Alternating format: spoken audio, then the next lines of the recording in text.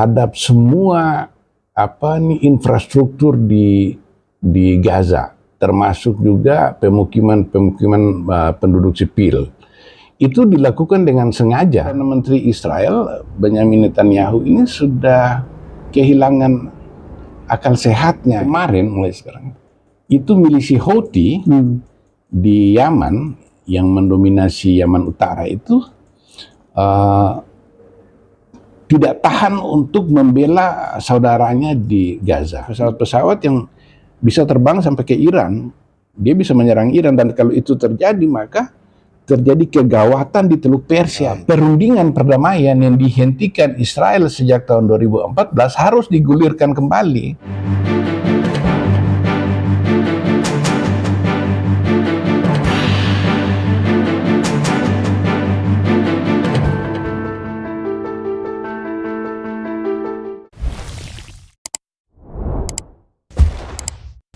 Bismillahirrahmanirrahim. Assalamualaikum warahmatullahi wabarakatuh.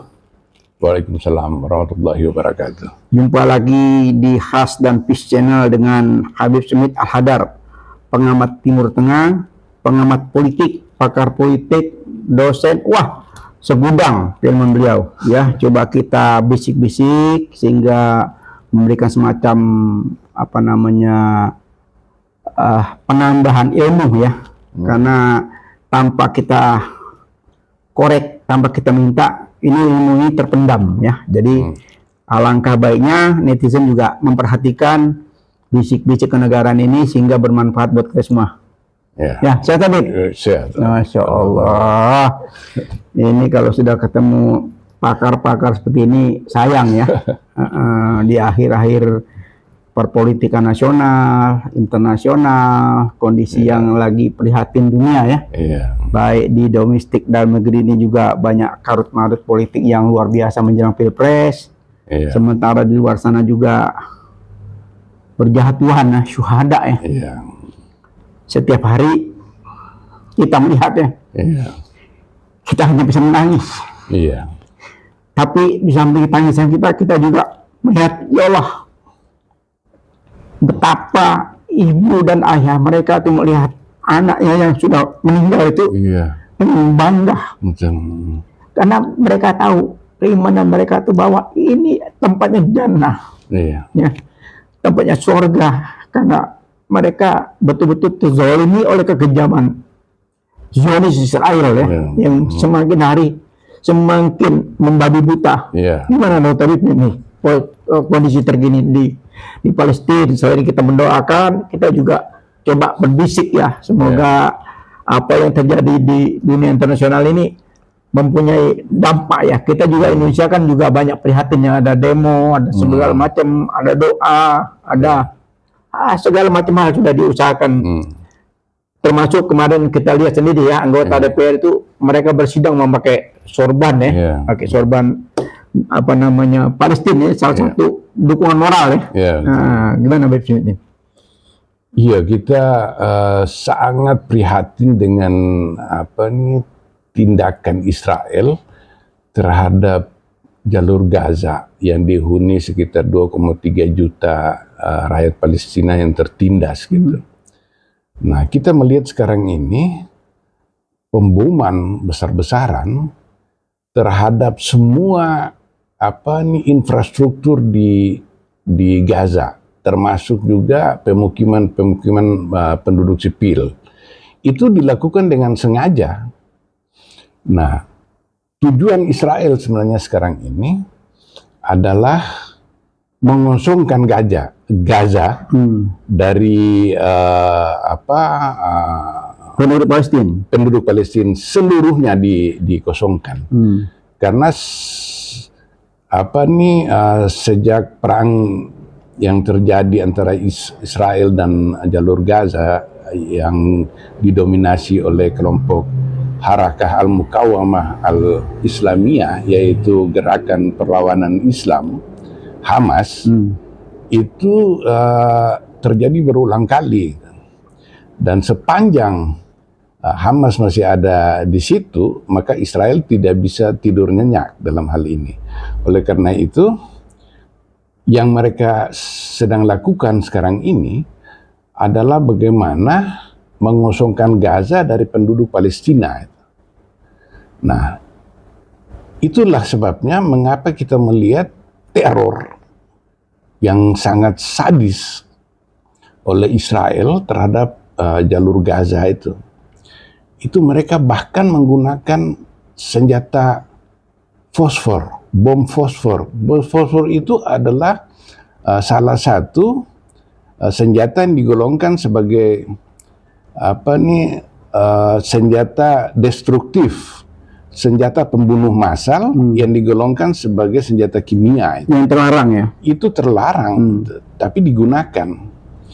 Dan ironinya, itu negara-negara yang sangat cerewet mengenai hak-hak asasi manusia seperti Amerika Serikat, Inggris, Jerman, Prancis, dan negara-negara Eropa lain itu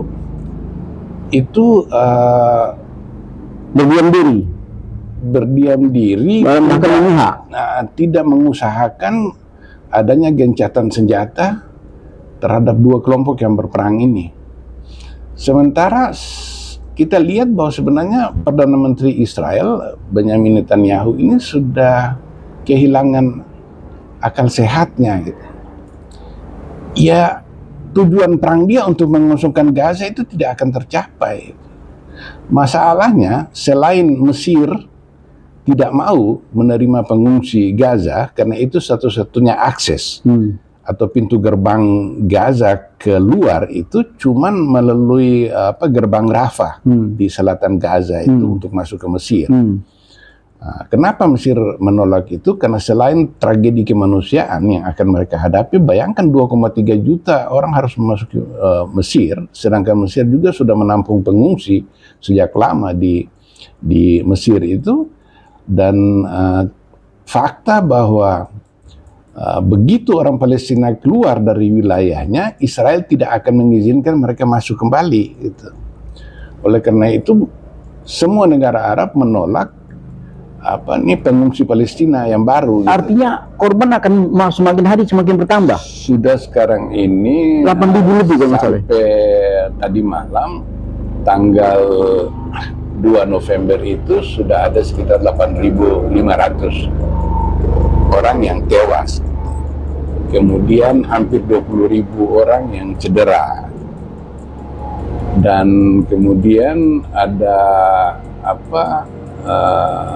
ratusan ribu lain kehilangan tempat tinggal. Nah, tapi yang mengkhawatirkan kita lagi sekarang, selain dari niat gila dari rezim Zionis Israel ini terhadap Gaza ini, juga kita melihat sekarang ini, mulai sekarang itu milisi Houthi di Yaman yang mendominasi Yaman Utara itu tidak tahan untuk membela saudaranya di Gaza. Sehingga mulai kemarin itu dia juga melancarkan penembakan rudal dari Yaman dan juga mengirimkan drone ke Israel untuk membantu Hamas. Nah, di utara itu juga Hizbullah sudah berperang dengan Israel meskipun belum dalam skala penuh.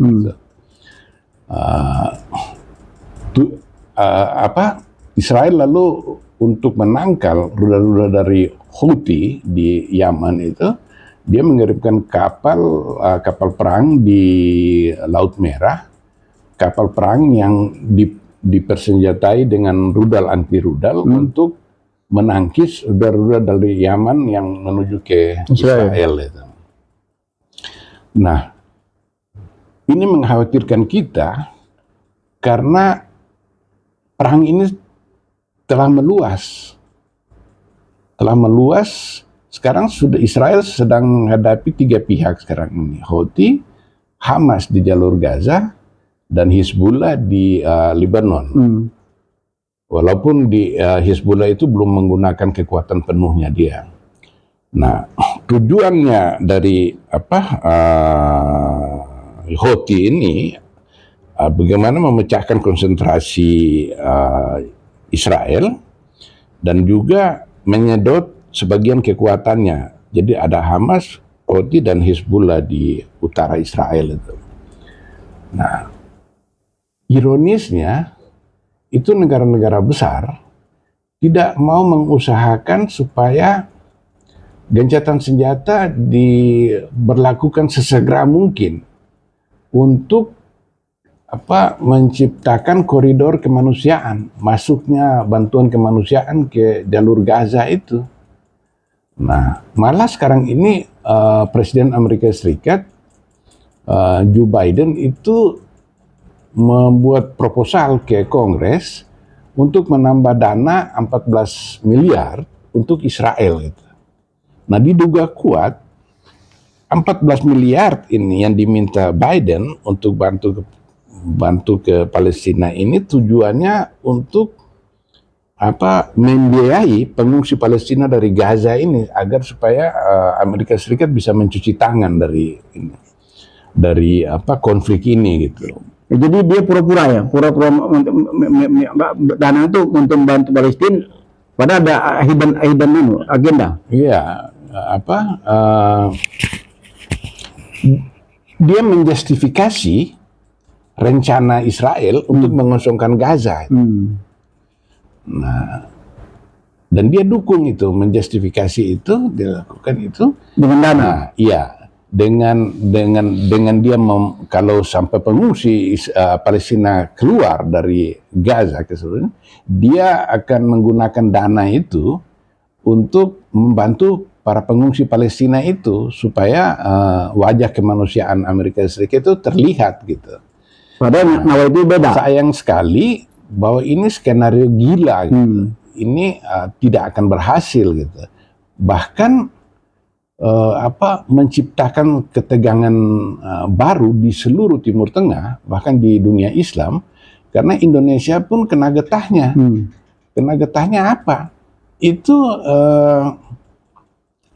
harga minyak dunia itu punya kecenderungan terus menanjak gitu.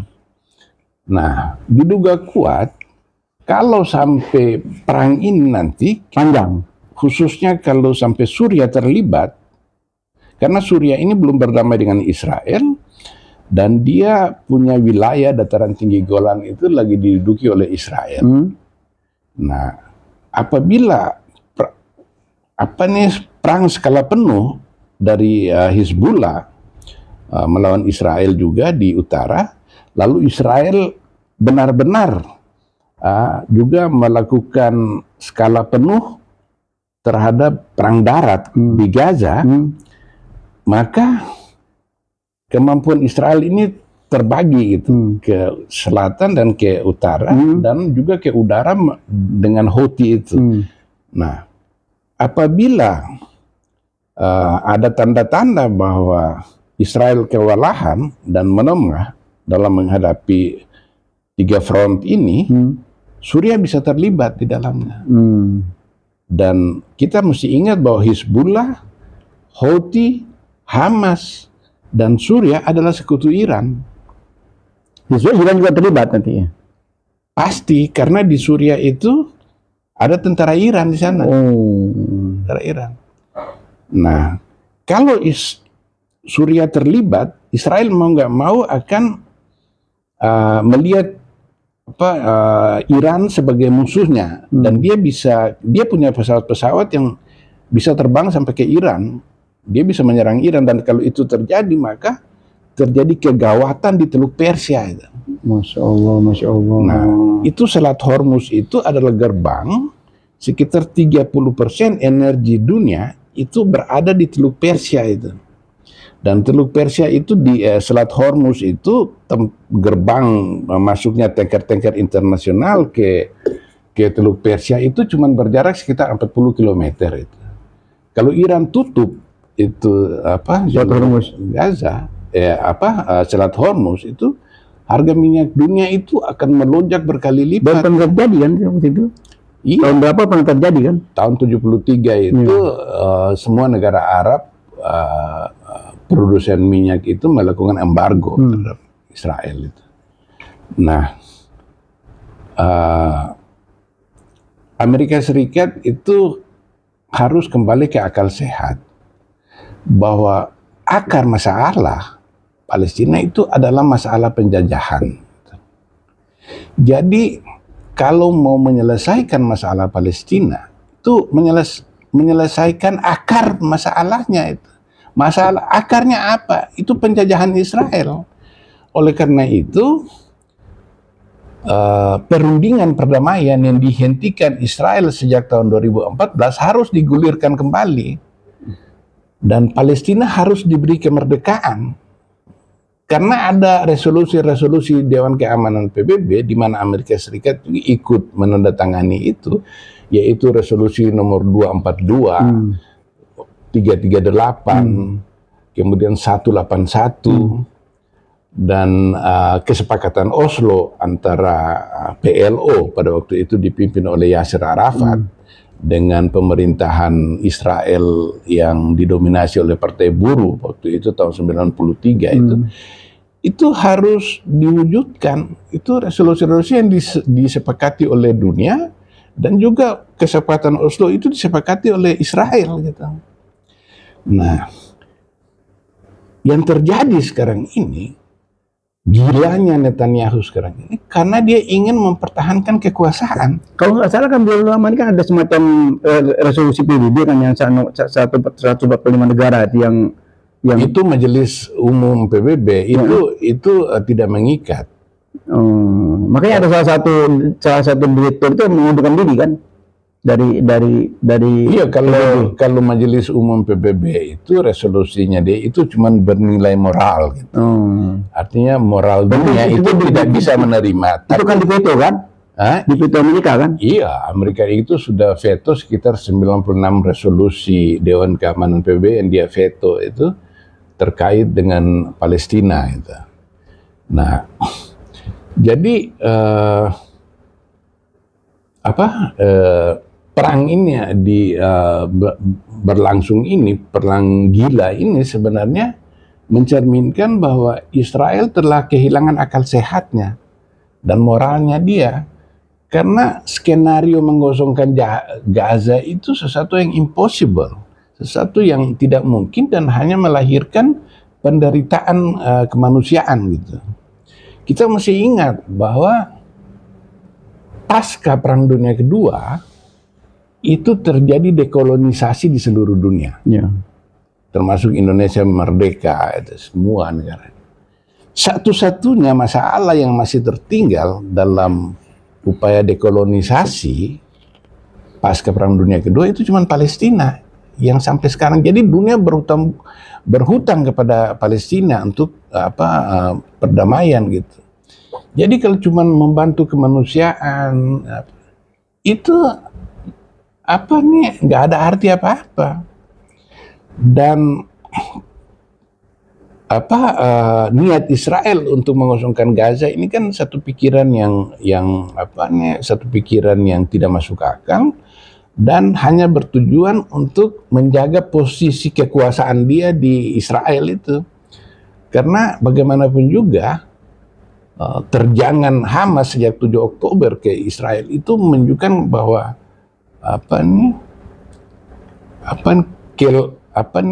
kelalaian dari rezim Zionis Israel itu menghadapi ini. Sehingga kalau perang sekarang dihentikan, Netanyahu akan jatuh. Jadi kalau kita lihat ini kekuatan Hamas dan Hizbullah masih luar biasa ya?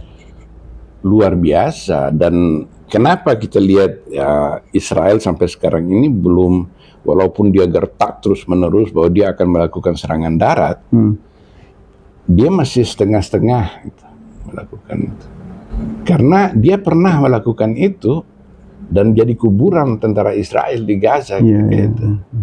Nah, kalau dia melakukan lagi sekarang ini dan pasti banyak tentara Israel yang gugur, maka posisi Netanyahu dalam negeri semakin limbung gitu. Publik Israel tidak bisa menerima kenyataan seperti itu. Nah, akal sehat dan moral yang dituntut dari Israel itu adalah berpikir realistis bahwa masalah Palestina akan tetap menjadi hantu bagi Israel sepanjang hak-hak dasar Palestina itu tidak diwujudkan, yaitu berdirinya satu negara Israel dengan batas-batas tahun 1967 yang diakui oleh Dewan Keamanan PBB dengan resolusi-resolusinya itu. Jadi artinya Israel harus mundur dari tepi barat, dari Yerusalem Timur, tempat bercokolnya Masjidil Aqsa, dan jalur Gaza. Kalau penyelesaiannya bersifat parsial, pokoknya perang ini harus kita menang dan Palestina tidak akan kita berikan kemerdekaan. Ini pikiran yang tidak realistis, pikiran yang bodoh dan tidak bermoral, dan yang terutama juga tidak mungkin bisa diwujudkan itu. Nah, jadi Netanyahu harus kembali ke akal sehat bahwa kalau nanti dia kehilangan kekuasaan itu tetap dia akan diingat sebagai perdana menteri yang bermartabat kalau dia mewujudkan harapan Palestina memiliki negara, meskipun untuk itu dia harus kehilangan kekuasaan. Jadi ini yang akan terjadi kalau bombardir masih terus dilakukan sekarang ini, maka yang akan untung adalah Cina sekarang. Padahal Cina ini kan saingannya Amerika Serikat. Cina dengan gagah dia datang ke Timur Tengah dan dia mengutuk Israel. Dia menawarkan bantuan dan dia punya besaran ekonomi kedua terbesar di dunia. Dan dia akan menyusul, dia akan melewati kemampuan Amerika Serikat. Nah, kenapa dia mengenari keuntungan dari ini? Karena tindakan Israel ini betul-betul meresahkan seluruh dunia, terutama negara-negara Arab. Dan Cina datang gitu. Nah, Cina sangat bergantung dengan Timur Tengah karena sekitar 20 juta barel minyak yang dibutuhkan dalam negeri itu berasal dari Timur Tengah. Jadi dia juga takut kan kalau sampai perang makin panjang kan? Iya, kalau perang makin panjang kan berarti berdampak ke ekonomi Cina juga kan? Betul. Jadi perlambatan ekonomi Cina itu juga akan terjadi gitu. Yang sekarang ini sudah melambat, cuma di sekitar 5%. Dan kalau harga minyak itu melambung tinggi, mau nggak mau akan menguras APBN-nya dia itu untuk membeli energinya. Untuk itu Amerika Serikat salah besar gitu. Dia tidak membaca perubahan geopolitik dunia itu dengan munculnya Cina dan Rusia sebagai teman dari negara-negara Arab gitu. Nah, kenapa ini Biden ini? Ini juga karena politik kekuasaan. Tahun depan itu ada Pilpres di Amerika Serikat. Nah, Biden ini berasal dari Partai Demokrat. Dan orang Yahudi di Amerika Serikat sekitar ada 6 juta orang dan mereka menguasai media massa, menguasai industri di Amerika Serikat. Itu umumnya itu pendukung Demokrat. Jadi ada tujuan politik juga ya? Iya, jadi untuk bisa terpilih kembali, dia harus mendapat dukungan dari kaum Yahudi, lobby Yahudi. Dan makanya dia bela mati-matian Israel. Nah itu selain dari memang kepentingan strategis Amerika Serikat di Timur Tengah, di mana Israel dianggap sebagai loyalis Amerika Serikat di Timur Tengah, itu juga untuk pertimbangan pragmatis, yaitu untuk kemungkinan terpilihnya kembali Biden dalam pemilu tahun depan. Tapi sebenarnya di Kongres Amerika Serikat itu sudah muncul, cuma jumlahnya belum terlalu besar. Munculnya orang-orang Demokrat yang progresif. Mereka ini sudah kritis terhadap Israel. Mereka melihat bahwa Amerika Serikat dalam memberi bantuan kepada Israel harus dikaitkan dengan penghormatan dia terhadap HAM yang berkaitan dengan Palestina. Ya, kalau kita lihat ini kan hampir semua negara, kan banyak negara-negara besar kan sudah demo ya, di mana-mana itu mendukung mengutuk Israel kan, begitu dahsyat kan desakan demonya kan. Jadi ini mudah-mudahan menjadi suatu kesadaran bahwa Israel itu sebelum terlambat lebih jauh itu kembali ke akal sehat. Iya, karena dia jadi kutukan dunia kan, bukan cuma kutukan dunia, dan ini masalahnya dia tidak bisa mencapai tujuan perang dia sudah tidak mendapat hasil tujuannya. Dia juga menghancurkan pembunuhan massalnya begitu dahsyat. Sementara di sisi kalau kita umat Islam ya, sebagai orang Palestina itu ini syuhada semua kan, bukan arti meninggal sia-sia kan. Dan saya juga perlu ingatkan bahwa kita tidak anti Yahudi, karena Yahudi sebagai agama itu mereka adalah ahlul kitab, dan rakyat Indonesia perlu tahu bahwa sampai sekarang pun orang-orang Yahudi yang tinggal di Iran, di Maroko, di Tunisia, di Irak itu hidup aman. Sejak abad ke-7 Islam berkembang di Timur Tengah, itu khilafah di Timur Tengah seperti khilafah Umayyah, kemudian pindah ke Abbasiyah, dan kemudian khilafah Utsmani selama lebih dari 1000 tahun itu tidak pernah terjadi kerusuhan anti Yahudi misalnya. Bahkan ketika Israel sudah menganiaya orang-orang Palestina pun, orang-orang Yahudi di negara-negara Arab ini, di Yaman, itu hidup aman, tidak akan. Jadi orang untuk membela Palestina, dia tidak perlu menjadi Muslim. Dia hanya perlu menjadi manusia. Karena juga harus diingatkan bahwa orang Palestina yang berjuang untuk membebaskan diri dari kungkungan Israel itu adalah orang-orang Kristen juga. Dari berbagai denominasi, ada Katolik Roma, ada Kristen Ortodoks, ada Kristen Armenia. Itu orang-orang Palestina itu semua, dan mereka berjuang bersama dengan kaum Muslim untuk membebaskan diri dari penjajahan Zionis Israel ini. Itu. Jadi mudah-mudahan kita berharap ya kekejaman Zionis ini segera berakhir ya. Segera berakhir dengan desakan moral ya dari hampir semua bangsa ya. Di dunia ini, termasuk Indonesia juga mendesak ya, agar ya sesegera mungkin perang ini berakhir ya, karena endingnya kan tidak ada yang akan menghasilkan apa-apa ya, kecuali kehancuran ya. Kita juga berharap kepada Indonesia supaya lebih proaktif lagi bagaimana memobilisasi negara-negara Islam juga non-blok, di mana Indonesia juga cukup berpengaruh, untuk kemudian melakukan KTT darurat yang mengecam keras sikap dari negara-negara besar yang membiarkan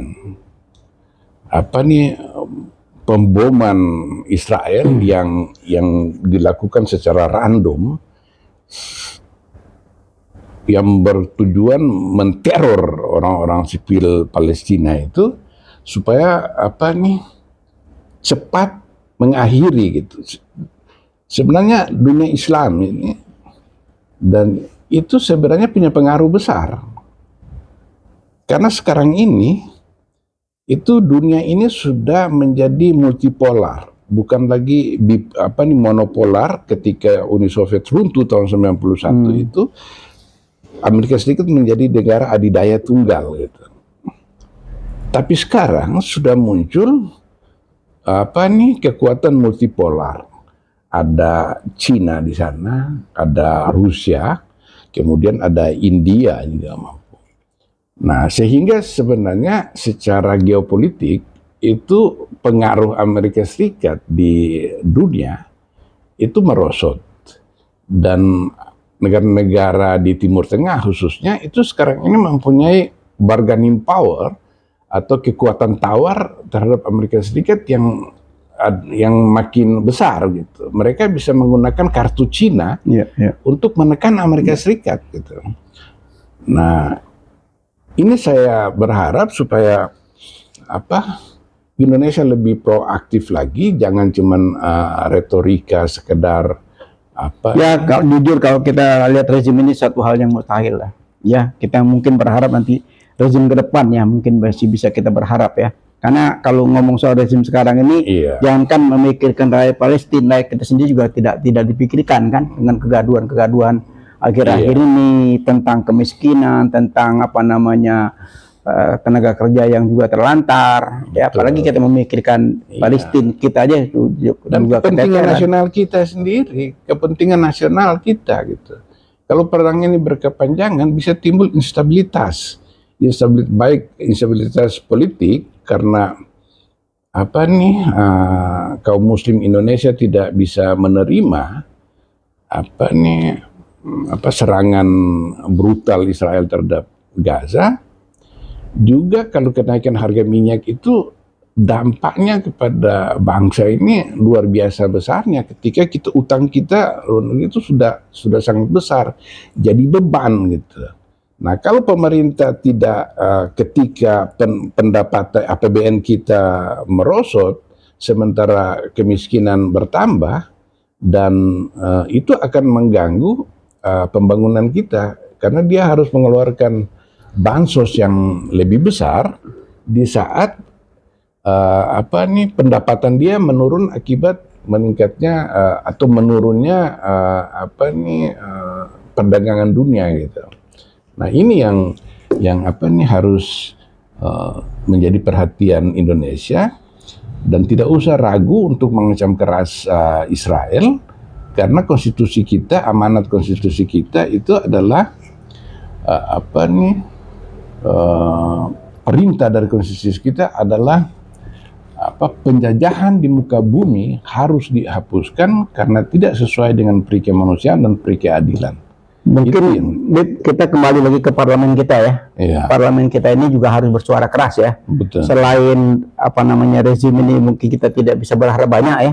Kita sekarang kembali lagi ke parlemen kita, bersuara keras, bersuara lantang, suarakan ke dunia bahwa ini Indonesia ini lagi ikut prihatin karena sudah ada contoh ya, mereka sudah menggunakan syar, bersuara lebih lantang lagi sehingga terdengar ya.